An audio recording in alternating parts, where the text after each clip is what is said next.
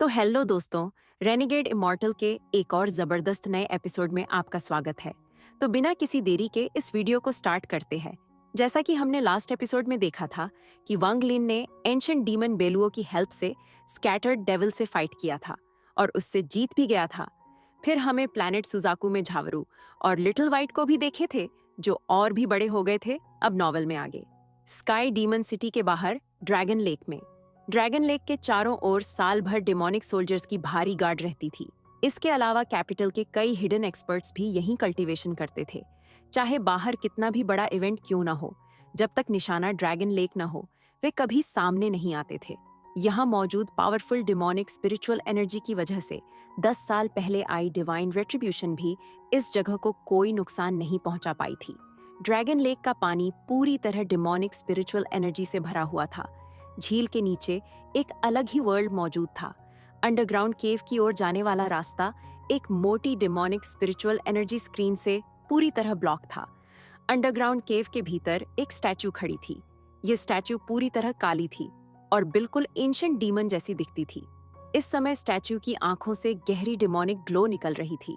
Statue के नीचे एक और पॉन्ड था। इस पॉन्ड में लिक्विड बहुत कम था, लेकिन वह लिक्विड बेहद स्टिकी हो चुका था। वांग लिन इसी पॉन्ड के अंदर लोटस पोजीशन में बैठा हुआ था। वह अभी भी आर्मर पहने था और उसकी आंखें बंद थीं। वांग लिन के सामने वह विशालकाय आदमी बैठा था, जो लिंग तियनहू जैसा दिखता था। उसका पूरा शरीर पर्पल क्रिस्टल में जकड़ा हुआ था और उसके शरीर पर हो रही इरोजन धीरे धीरे हील हो रही थी। स्टैच्यू से डिमोनिक लाइट की धाराएं निकलकर वांग लिन के शरीर में प्रवेश कर रही थीं। हर बार जब यह डिमोनिक लाइट उसके भीतर जाती, वांग लिन का शरीर हल्का सा कांप उठता। उसकी ओरिजिन सोल के अंदर मौजूद डेविल एंशिएंट डीमन की मदद से पहले ही सप्रेस किया जा चुका था। यह डेविल इस समय कोमा में था, लेकिन वांग लिन का लक्ष्य सिर्फ सप्रेस करना नहीं था, वह इस डेविल को डिवावर करना चाहता था। वांग लिन इस स्कैटर्ड डेविल को डिवावर करके अपनी कल्टीवेशन को और इम्प्रूव करना चाहता था। लेकिन यह स्कैटर्ड डेविल बेहद विशाल था। इसे आसानी से डिवावर करना इम्पॉसिबल था। वांग लिन कई महीनों से इसी पॉन्ड में बैठा हुआ था और धीरे धीरे डेविल को डिवावर करने की कोशिश कर रहा था, लेकिन अब तक वह इसे पूरी तरह डिवावर नहीं कर पाया था। फिर भी वांग लिन ने हार नहीं मानी। वांग लिन लगातार काउंटलेस रिस्ट्रिक्शंस बनाता रहा और उन्हें डेविल पर लगाता रहा। इन महीनों में डेविल पर अनगिनत रिस्ट्रिक्शंस चढ़ चुकी थीं। इसके अलावा एंशिएंट डीमन बेलुओ की मदद से वांग लिन ने स्कैटर्ड डेविल की सोल में एक इम्प्रिंट भी छोड़ा था, लेकिन डेविल बहुत ज्यादा पावरफुल था, इसलिए यह इम्प्रिंट अभी काफी वीक था। सिर्फ टाइम के साथ ही वांग लिन इस इम्प्रिंट को और गहरा कार्व कर सकता था, जब तक कि वह डेविल को पूरी तरह कंट्रोल न कर ले। आज के दिन वांग लिन ने अपनी आंखें खोलीं। उसकी आंखों में एक पल के लिए डेविलिश लाइट चमकी। वांग लिन ने अपने मन में कहा, मेरी करंट कल्टीवेशन से मैं इस डेविल को डिवावर नहीं कर सकता। अभी मैं सिर्फ इसकी सोल पर इम्प्रिंट इनग्रेव करता रह सकता हूँ। वांग लिन ने आगे सोचा, एक दिन मैं इसे पूरी तरह कंट्रोल कर लूंगा। और वांग लिन ने ठंडे स्वर में निर्णय लिया, उस समय इस डेविल को डिवावर करने के बजाय मेरे पास एक और ऑप्शन होगा। फिर वांग लिन ने गंभीरता से कहा, मैं इसे रिफाइन करके अपनी सेकंड ओरिजिन सोल बना सकता हूँ। सेकंड ओरिजिन सोल एक यूनिक स्पेल है, जिसे कल्टीवेटर्स असेंडेंट स्टेज पर पहुंचने के बाद यूज कर सकते हैं, लेकिन यह स्पेल हर कोई सक्सेसफुली यूज नहीं कर पाता। इसका सबसे बड़ा कारण होता है सेकंड ओरिजिन सोल के लिए इस्तेमाल किया जाने वाला एम्ब्रियो। सेकंड ओरिजिन सोल बनाने में एम्ब्रियो की स्ट्रेंथ ही सक्सेस रेट तय करती है। अगर कोई कल्टीवेटर सेकंड ओरिजिन सोल बनाने में फेल हो जाए, तो उसे एक बेहद भयानक बैकलैश झेलना पड़ता है। इसके अलावा सेकंड ओरिजिन सोल कल्टीवेटर को भारी नुकसान भी पहुंचाती है। इसी वजह से ज्यादातर ascendant cultivators second origin soul को रिफाइन करने का रास्ता नहीं चुनते। अब तक वांग लिन जिन असेंडेंट कल्टीवेटर्स से मिला था, उनमें से किसी के पास भी सेकंड ओरिजिन सोल नहीं थी, और असेंडेंट से ऊपर के कल्टीवेटर्स में भी बहुत ही कम लोगों के पास यह थी। वांग लिन ने अपने मन में सोचा, ये एक एंशिएंट डेविल के स्कैटर्ड डेविल्स में से एक है सेकंड ओरिजिन सोल बनाने के लिए। इससे ज्यादा सूटेबल एम्ब्रियो शायद ही कोई और हो। मुझे पूरा भरोसा है कि इससे मैं सक्सेसफुली सेकंड ओरिजिन सोल बना सकता हूँ। वांग लिन ने आगे सोचा, अभी मेरी ओरिजिन सोल और बॉडी पूरी तरह मर्ज हो चुकी है। मेरी असेंडेंट कल्टीवेशन भी स्टेबलाइज हो गई है। अब जब कोई डेंजर नहीं बचा है, तो कुछ काम है जो मुझे तुरंत करने होंगे। मुझे लिंग तियनहू द्वारा बनाई गई सोर्ड एनर्जी के बचे हुए टुकड़े हासिल करने होंगे। उनका उसके बेकार डिसाइपल्स के हाथों में होना सिर्फ वेस्ट है। वांगलिन की आंखों में रोशनी चमकी और वह पॉन्ड के अंदर ही खड़ा हो गया। उसके शरीर पर मौजूद आर्मर उसे बिल्कुल एक डीमन जनरल जैसा दिखा रहा था और उसके लंबे बहते हुए काले बालों के साथ मिलकर उसकी ऑरा पूरी तरह डिमोनिक हो गई थी। आर्मर को छूते ही वांगलिन की आंखों में एक्साइटमेंट की एक झलक आई। यह आर्मर बेहद पावरफुल था। आर्मर से थिक डेविलिश एनर्जी बाहर निकल रही थी, लेकिन अफसोस कि वांगलिन उसे अब्सॉर्ब नहीं कर सकता था। वांगलिन ने अपने मन में कहा, हालांकि ऐसा है, लेकिन अगर मैं इस आर्मर के साथ डिमोनिक फिंगर का इस्तेमाल करूं, तो यह मेरी अंडरवर्ल्ड रिवर से भी ज्यादा पावरफुल होगी। मेरी कल्टीवेशन अभी इतनी ऊंची नहीं है कि यह आर्मर मुझे अपना मास्टर एक्नॉलेज्ड कर ले, इसलिए मैं अभी इसकी सिर्फ कुछ एबिलिटीज ही यूज कर सकता हूँ। लेकिन एक बार जब मैं स्कैटर्ड डेविल को अपनी सेकेंड ओरिजिन सोल में रिफाइन कर लूंगा, तब मैं इस आर्मर की फुल पावर इस्तेमाल कर पाऊंगा। वांगलिन ने आर्मर को एक बार फिर छुआ और फिर अपने स्टोरेज बैग से एक ब्रेसलेट निकाला। जैसे ही यह ब्रेसलेट बाहर आया, वह एक काली रोशनी में बदल गया, जो वांगलिन की बाह के चारों ओर लिपटकर अपनी शेप ले चुका था। एंशिएंट डीमन ने स्टैच्यू से कहा, क्या तुम जाने वाले हो? वांगलिन ने मुड़कर स्टैच्यू की ओर देखा। उसने हाथ जोड़कर सैल्यूट किया और बोला। वांगलिन ने एंशिएंट डीमन से कहा, सीनियर एंशिएंट डीमन ने अब तक मेरी 3 बार मदद की है। मैं इसे दिल में याद रखूंगा। इस बार मैं पहले हुए अग्रीमेंट को पूरा करने जा रहा हूँ, लेकिन उससे पहले कुछ मैटर्स हैं जिन्हें मुझे हैंडल करना है, और इसके लिए मुझे सीनियर एंशिएंट डीमन की मदद चाहिए। एंशिएंट डीमन कुछ देर सोच में डूबा और फिर धीरे से पूछा। एंशिएंट डीमन ने पूछा, कौन से मैटर्स? वांगलिन ने भी थोड़ी देर सोचा, फिर स्टोरेज बैग पर हाथ मारा और वह पगोडा निकाल लिया जो जो यी ने उसे पहले दिया था। वांगलिन ने कहा, मैं एक सोर्ड स्पिरिट को ढूंढना चाहता हूँ। इस टावर में उसकी डिवाइन सेंस मौजूद है। मैं सीनियर एंशिएंट डीमन से रिक्वेस्ट करता हूँ कि उसकी लोकेशन पता करने में मेरी मदद करे। एंशिएंट डीमन ने अपनी डिवाइन सेंस फैलाई और बोला। एंशिएंट डीमन ने कहा, मेरे स्काई डीमन कंट्री में इस सोर्ड स्पिरिट की कोई प्रेजेंस नहीं है। बाकी जगहों के बारे में मुझे पता नहीं। डीमन स्पिरिट लैंड बहुत विशाल है। मेरी करंट स्ट्रेंथ से वहां सर्च करना संभव नहीं है। अगर तुम मुझे एक एंशिएंट डीमन लाकर दे सको, तो उसे अब्सॉर्ब करने के बाद मैं large scale search spell cast कर सकता हूँ। अभी यह मेरे लिए इम्पॉसिबल है। अगर तुम्हारे पास एंशिएंट डेविल टावर है, तो तुम भी अपनी डिवाइन सेंस फैला सकते हो। वांगलिन ने पगोडा वापस रख लिया और सिर हिला दिया। फिर उसने उस बड़े आदमी की ओर इशारा किया जो पर्पल क्रिस्टल में घिरा हुआ था। वांगलिन ने कहा, मुझे यह व्यक्ति चाहिए। इस बार एंशिएंट डीमन काफी देर तक सोचता रहा, फिर बोला। एंशिएंट डीमन ने कहा, मैं इसे तुम्हें दे सकता हूँ, लेकिन तुम्हें 100 साल के भीतर मेरे लिए एक एंशिएंट डीमन लाना होगा। वांगलिन की आंखें चमक उठीं और उसने सिर हिलाया। वांगलिन ने कहा, मैं एंशिएंट डीमन इनहेरिटेंस में प्रवेश करना चाहता हूँ और उस मिस्टीरियस रेल्म को कॉम्प्रिहेंड करना चाहता हूँ, ताकि मैं उससे अपने स्पेल्स रिफाइन कर सकूं। एंशिएंट डीमन ने शांत स्वर में उत्तर दिया। एंशिएंट डीमन ने कहा, यह मैटर डिफिकल्ट नहीं है, लेकिन मैं पहले ही तुम्हारी कई बार मदद कर चुका हूँ और अपना प्रॉमिस भी पूरा कर चुका हूँ, जबकि तुमने अभी तक कुछ भी नहीं किया है। इसलिए इस बारे में हम तब बात करेंगे जब तुम मेरे लिए एक एंशिएंट डीमन लेकर आओगे। वांगलिन हल्के से मुस्कुराया। वांगलिन ने कहा, ठीक है, लेकिन सिर्फ एक व्यक्ति के साथ यह काम करना मेरे लिए मुश्किल होगा। एंशिएंट डीमन की आवाज फिर गूंजी। एंशिएंट डीमन ने कहा, आज से तुम मेरे मैसेंजर हो। तुम्हारी आइडेंटिटी अब डीमन एम्परर से भी ऊपर होगी। मेरा sky demon country officially fire demon country के खिलाफ वॉर शुरू करेगा, ताकि तुम्हारी मदद हो सके। जब तुम फायर डीमन कंट्री की कैपिटल में मौजूद डिमोनिक स्प्रिंग तक पहुंचो, तो जो चांट मैंने तुम्हें दिया था उसे मत भूलना। वांगलिन ने हाथ जोड़कर सैल्यूट किया। फिर उसने पर्पल क्रिस्टल से घिरे उस बड़े आदमी की ओर हाथ बढ़ाया। उसने एक कदम आगे रखा और सीधे ड्रैगन लेक से बाहर निकल गया। एक ही पल में वह बिना कोई निशान छोड़े गायब हो चुका था। वांगलिन ने एंशिएंट डीमन से जो यी को ढूंढने और इनहेरिटेंस में जाने की अनुमति इसलिए मांगी थी क्योंकि एंशिएंट डीमन पहले ही उसके लिए बहुत कुछ कर चुका था।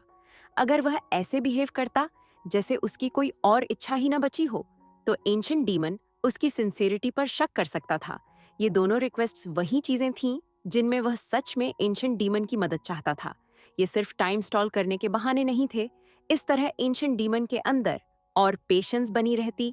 स्काई डीमन सिटी से 5000 किलोमीटर दूर वॉइड के भीतर वांगलिन प्रकट हुआ। उसने अपने हाथ में मौजूद क्रिस्टल को देखा और फिर उसे अपने स्टोरेज बैग में रख दिया। वांगलिन ने अपने मन में सोचा, इस व्यक्ति का सोर्ड सेंट लिंग त्यानहो से जरूर कोई न कोई रिलेशन होगा। फ्यूचर में यह किसी काम आ सकता है। वांग लिन की आंखों में सोचने वाला भाव उभरा। फिर उसने एक और कदम रखा और ग्रेटर टेलीपोर्टेशन स्पेल का इस्तेमाल किया। वांग लिन लगातार टेलीपोर्ट करता रहा। उसका टारगेट वही जगह थी जहां जी शू मरा था। वह इतनी आसानी से हार मानने को तैयार नहीं था, इसलिए उसे खुद जाकर चेक करना ही था। आखिर लिंग त्यानहु की सॉर्ड एनर्जी बेहद प्रेशियस थी। ग्रेटर टेलीपोर्टेशन स्पेल एक बेहद पावरफुल स्पेल था। इसे कई बार कास्ट करने के बाद वांग लिन फायर डीमन कंट्री में प्रवेश कर चुका था। जीशु एक जंगल में मरा था। यहाँ के ज्यादातर प्लांट्स मुरझा चुके थे।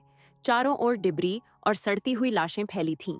आखिरकार कई महीने बीत चुके थे, लेकिन जीशु की लाश अब भी वहीं मौजूद थी। जीशु की लाश से हल्की सी गोल्डन ग्लो निकल रही थी। उसके चारों ओर अनगिनत जानवर और पक्षी जमा थे। शुरुआत में वे लाशों को खाने आए थे, लेकिन जैसे ही वे जीशु की लाश के पास पहुंचते, उसी पल मर जाते थे। इसी दिन दूर से एक नीली रोशनी आती दिखाई दी। यह एक मिडिल एज्ड आदमी था जिसने नीले रंग का रोब पहना हुआ था। उसने अपनी डिवाइन सेंस फैलाई और जमीन पर पड़ी जीशु की लाश को ढूंढ निकाला। फिर वह तुरंत नीचे उतरा और जीशु की लाश से 100 फीट की दूरी पर आकर रुका। मिडिल एज्ड आदमी ने खुशी से कहा, यही वह जगह है जैसा मैंने सोचा था। इस आदमी के शरीर पर जरूर कोई ट्रेजर है, नहीं तो इतनी खतरनाक सोर्ड एनर्जी बाहर नहीं निकल सकती। उसकी आंखें खुशी से चमक रही थीं जब वह जीशु की लाश को घूर रहा था। जीशु की मौत एक बेहद रिमोट जगह पर हुई थी। अगर कोई ध्यान से सर्च न करे तो इस लाश को ढूंढ पाना बहुत मुश्किल था। इस मिडिल एज्ड आदमी की कल्टीवेशन टेक्निक उसे पक्षियों और जानवरों को पजेस करने की अनुमति देती थी। हालांकि उसकी डिवाइन सेंस ज्यादा स्ट्रांग नहीं थी, लेकिन जब वह कल्टीवेशन कर रहा था, तब जिस पक्षी को उसने पजेस किया था, उसी ने यह लाश खोज निकाली थी। यह देखकर वह आदमी चौंक गया और उसे तुरंत समझ आ गया कि कुछ गड़बड़ है, इसलिए वह जल्दी से यहाँ पहुंच गया। उसने जीशु की लाश को देखा और एक गहरी सांस ली। फिर उसने अपने स्टोरेज बैग पर हाथ मारा। बड़ी संख्या में काले बीटल बाहर निकल आए, जो सीधे लाश की ओर उड़ गए। लेकिन जैसे ही ये काले बीटल लाश से 100 फीट के भीतर पहुंचे, जीशु का शरीर तुरंत गोल्डन लाइट की तेज चमक छोड़ने लगा। गोल्डन लाइट की इन चमकों के बाद सारे काले बीटल्स पूरी तरह डिस्ट्रॉय हो गए। मिडिल एज्ड आदमी को जरा भी झटका नहीं लगा, उल्टा वह और खुश हो गया और उसने जीशु की लाश को देखते हुए बुदबुदाया। मिडिल एज्ड आदमी ने अपने मन में कहा, यहाँ जरूर कोई ट्रेजर है। उसने फिर से एक गहरी सांस ली, लेकिन जैसे ही वह अगला स्पेल कास्ट करने वाला था, उसके पीछे से एक ठंडी स्नॉट सुनाई दी। वह आदमी चौंक गया और उसने अचानक पीछे मुड़कर दाहिना हाथ लहराया। उसकी आस्तीन से काले बादलों का एक बड़ा झुंड बाहर निकला। ये बादल असल में चावल के दाने जितने छोटे कीड़े थे और पूरा ब्लैक क्लाउड पीछे खड़े व्यक्ति पर टूट पड़ा। इस मौके का फायदा उठाकर वह आदमी कुछ कदम पीछे हटा और सामने देखने लगा, लेकिन अगली ही सांस में उसके मुंह से ठंडी हवा निकल गई। वहां काले आर्मर में लिपटा एक व्यक्ति खड़ा था। उसके चारों ओर मॉन्स्ट्रस डेविलिश एनर्जी की लहरें उठ रही थीं, जो कीड़े उसने छोड़े थे। वे इस व्यक्ति के पास आते ही मर गए। मिडिल एज्ड आदमी का चेहरा बदल गया। वह और पीछे हट गया। फिर उसने हाथ जोड़कर पूछा। मिडिल एज्ड आदमी ने पूछा, यह फ्रेंड मुझे अपने जूनियर अप्रेंटिस ब्रदर की बॉडी लेने से क्यों रोक रहा है? आर्मर पहने व्यक्ति वांग लिन ने ठंडे स्वर में पूछा। Junior apprentice brother. टेलीपोर्ट होकर आने के बाद वांग लिन ने देखा था कि यह आदमी जीशु की बॉडी को देखकर खुशी से भरा हुआ था। मिडिल एज्ड आदमी ने जल्दी से कहा, बिल्कुल, वह मेरा जूनियर अप्रेंटिस ब्रदर ही है। हम ही यून सेक्ट के डिसाइपल्स हैं। उसका नाम जोकू है और मेरा नाम टोंगयुन है। हम दोनों डीमन स्पिरिट लैंड में साथ आए थे। 1 महीने पहले जूनियर अप्रेंटिस ब्रदर जो और मैं अलग हो गए थे। मुझे नहीं लगा था कि वह मारा जाएगा। अगर जूनियर अप्रेंटिस ब्रदर के पास सेक्ट का ट्रैकिंग ऑब्जेक्ट न होता जो गोल्डन ग्लो छोड़ता है, तो मैं आज उसे ढूंढ भी नहीं पाता। टोंगयुन के चेहरे पर दुख साफ झलक रहा था और उसके हाव भाव पूरी तरह सैडनेस दिखा रहे थे। टोंगयुन की रिएक्शन वाकई बेहद तेज थी। बोलते समय उसके चेहरे पर गहरा दुख भी साफ दिखाई दे रहा था। उसने ज्यादा बातें नहीं कहीं, लेकिन इतनी कम बातों में ही उसने अपने झूठ की सारी कमियां बड़ी आसानी से छुपा दी थीं। अगर कोई ऑर्डिनरी व्यक्ति होता तो वह कम से कम किसी हद तक इस आदमी के झूठ में जरूर फंस जाता। वांग लिन ने ठंडे भाव से टोंगयुन की ओर देखा, फिर अपनी नजर हटा ली और आगे की ओर चल दिया। टोंगयुन का एक्सप्रेशन हल्का सा बदला। वह पीछे हटते हुए वांगलिन को घूरने लगा और मन ही मन सोचने लगा। टोंगयुन ने अपने मन में सोचा, इस आदमी का आर्मर बेहद डरावना है। मैं इसकी कल्टीवेशन भी नहीं देख पा रहा हूँ। समझ नहीं आ रहा कि यह कल्टीवेटर है या डीमन स्पिरिट लैंड का कोई नेटिव।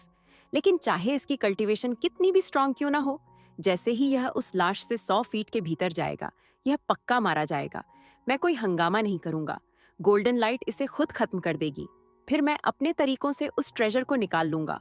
उस समय यह आर्मर भी मेरा होगा। टोंगयुन ने दिल ही दिल में ठाका लगाया, लेकिन बाहर से उसने गुस्से का एक्सप्रेशन दिखाया। हालांकि वह वांगलिन को रोकने की हिम्मत बिल्कुल नहीं कर पाया। वांगलिन ने एक कदम आगे बढ़ाया और जीशु की लाश से 100 फीट के भीतर प्रवेश कर गया। जैसे ही वह इस दूरी के अंदर आया, जीशु के शरीर से तेज गोल्डन फ्लैश फूटा और यह गोल्डन लाइट 10,000 सुनहरी सुइयों की तरह वांगलिन की ओर जा लपकी। टोंगयुन के चेहरे पर खुशी के साथ साथ हल्का सा घमंड भी उभरा, लेकिन अगले ही पल उसने ठंडी सांस खींची। उसकी आंखों में मौजूद घमंड पूरी तरह गायब हो गया। हेलमेट के पीछे छिपी वांगलिन की आंखों से ठंडी नजर निकली। उसने हाथ लहराया और सारी गोल्डन लाइट हवा में बिखर गई। वांगलिन पहले ही एक बार लिंग तियनहू की स्वॉर्ड एनर्जी निकाल चुका था। अब वह आराम से एक और कदम आगे बढ़ा और सीधे जीशु के पास पहुंच गया। उसका यह कैजुअल कदम टोंगयुन की नजरों में बेहद टेरिफाइंग था, जो 100 फीट दूर खड़ा था। टोंगयुन को तुरंत एहसास हो गया कि बात बिगड़ चुकी है। वह पलटकर भागना चाहता था, लेकिन उसी क्षण उसके कानों में एक ठंडी स्नॉट गूंजी। टोंगयुन का शरीर कांप गया और वह वहीं रुक गया। उसे साफ महसूस हो रहा था कि अगर उसने भागने की जिद की तो वह बिना शक मारा जाएगा। मौत की परछाई उसके दिल पर छा गई। वांगलिन ने बिना पीछे देखे ठंडे स्वर में पूछा, क्या तुम अपने जूनियर अप्रेंटिस ब्रदर की लाश नहीं चाहते? टोंगयुन के चेहरे की मांसपेशियां फड़क उठीं और टोंगयुन ने घबराहट में कहा, अगर सीनियर को पसंद है तो कृपया इसे ले लीजिए। जूनियर को कोई शिकायत नहीं होगी। मेरे जूनियर अप्रेंटिस ब्रदर की किस्मत ही खराब थी। अगर मरने के बाद वह सीनियर जैसे किसी के काम आ सकता है तो यह उसकी किस्मत है। जूनियर को पूरा भरोसा है कि अगर जूनियर अप्रेंटिस ब्रदर जिंदा भी होता और उसे पता चलता कि सीनियर इसमें इंटरेस्टेड है, तो वह बिना किसी हेसिटेशन के खुद ही मर जाता। मेरा जूनियर अप्रेंटिस ब्रदर बहुत ही वार्म हार्टेड इंसान था। इस समय वह पूरी तरह डरा हुआ था और झूठ पर झूठ उगल रहा था। वांगलिन ने जीशु की लाश की ओर देखा, फिर उसकी नजर जीशु के माथे पर टिक गई। गोल्डन लाइट भौहों के बीच से निकल रही थी।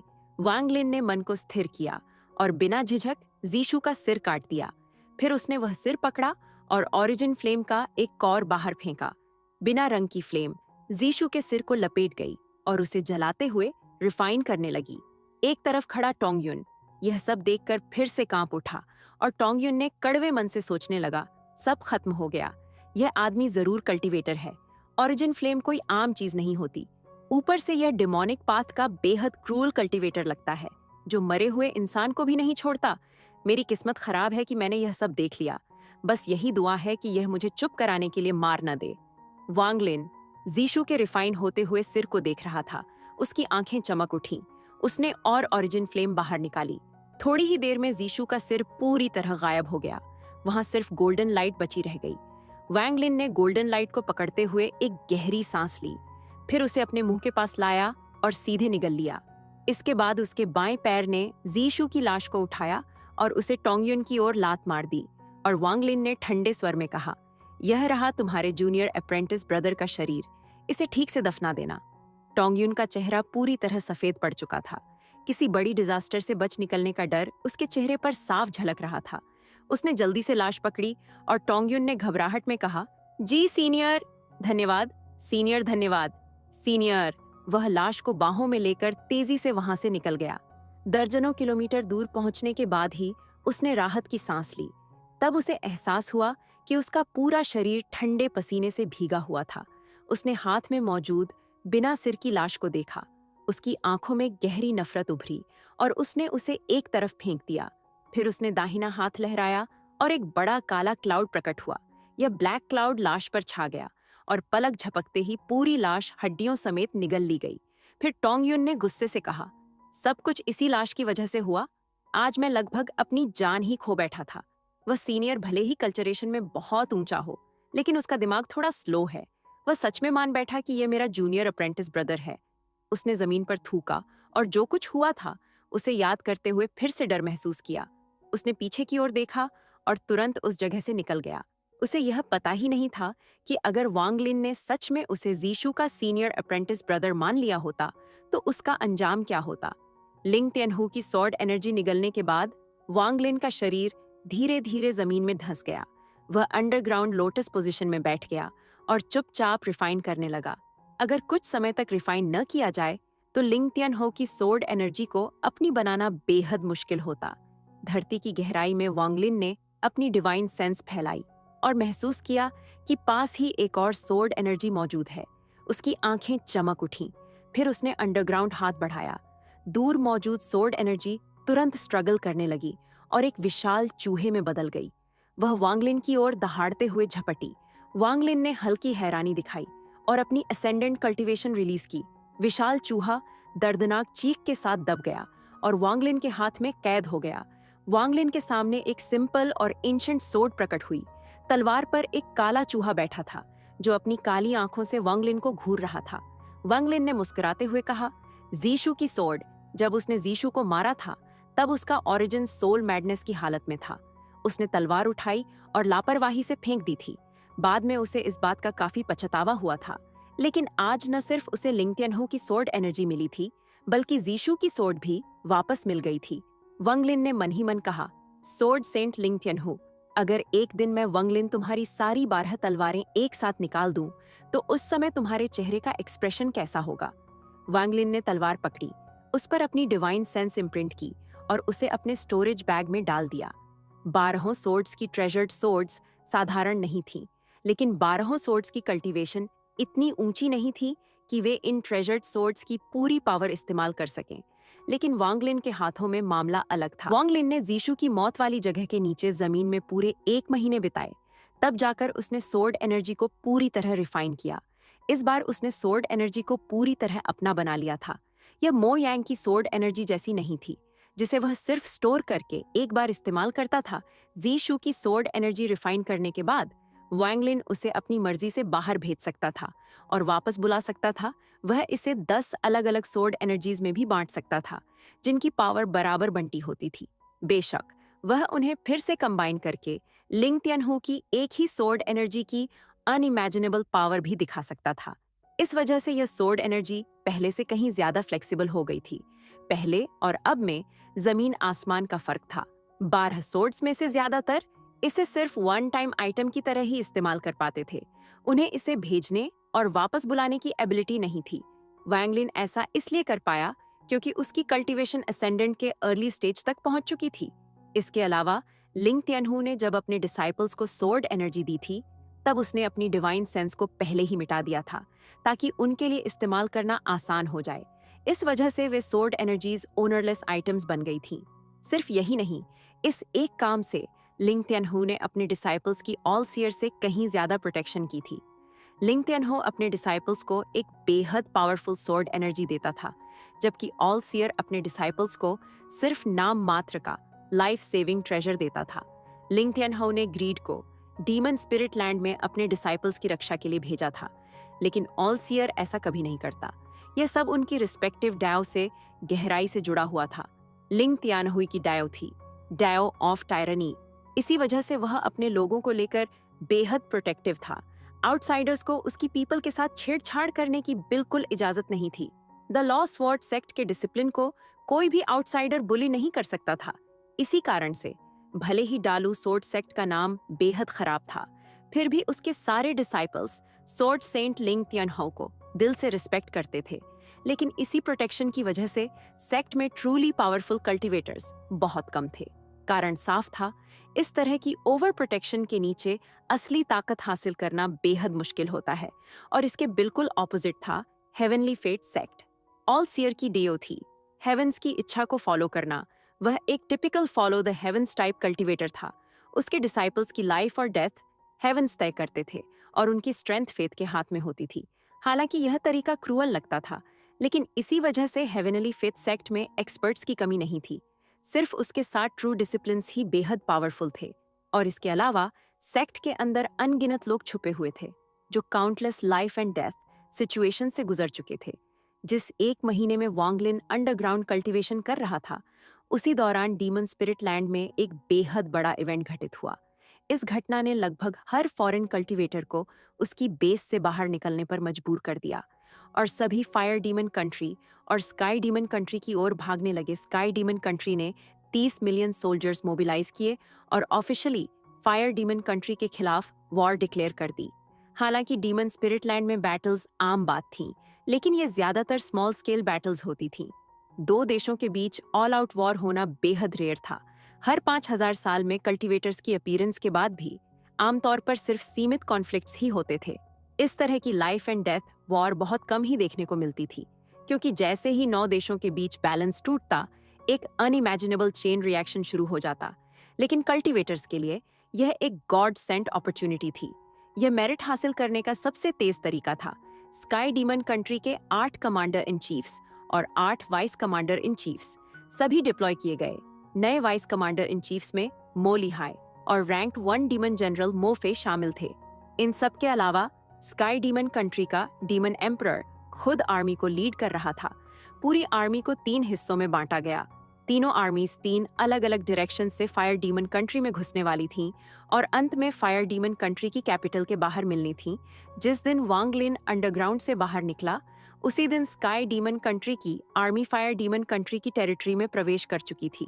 जैसे ही वह जमीन से बाहर आया, वांग लिन ने हवा में डेंस किलिंग इंटेंट महसूस की। यह किलिंग इंटेंट किसी एक व्यक्ति की नहीं थी, बल्कि टेंस ऑफ मिलियंस लोगों की थी। इस किलिंग इंटेंट के नीचे आसमान तक म्लान पड़ता हुआ लग रहा था। आसमान में मौजूद सफेद बादल काले बादलों से बदल गए और बारिश शुरू हो गई। वांग लिन ने सिर उठाकर आसमान की ओर देखा और वांग लिन ने धीमी आवाज में कहा, एंशिएंट डीमन वाकई डिसाइसिव है। शायद इतने सालों के बाद उसकी पेशेंस अब लिमिट पर पहुंच चुकी है। अगर ऐसा है तो मुझे और ज्यादा सावधान रहना होगा। वांग लिन ने आगे कहा, हालांकि यह बैटल सीधे तौर पर मुझसे जुड़ी नहीं है। अभी सबसे जरूरी काम है सोर्ड सेंट के बचे हुए 10 डिसाइपल्स को मारना और उनकी सोर्ड एनर्जीज लेना।